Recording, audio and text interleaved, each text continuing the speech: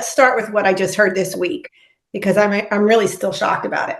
I'm Yeah. on the client and the attorney and another coach, and the attorney referenced that their first mediation, they went to that mediation using the honesty policy. And I was like, what? What is Never heard of an honesty policy. the honesty policy? I guess that's like when trust replaces the proof, basically.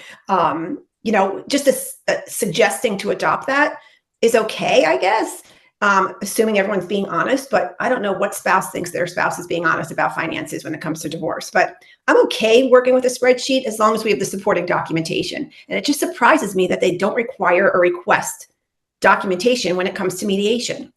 The additional factor there is I could be honest from my specific knowledge about an asset that could be 100% wrong, right?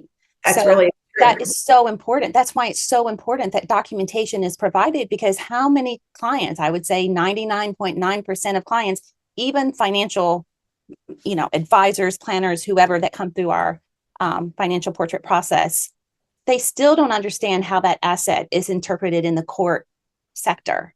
So you can be honest all day long and completely miss the mark. It's so true. And honesty doesn't always equate to transparency. Yeah. And really, to your point, if we want to give everyone the benefit of doubt, which is great to do, maybe they say they're being honest, but they don't really understand what transparency is, or they don't really understand it themselves. So they think they're being honest and they think that's transparency.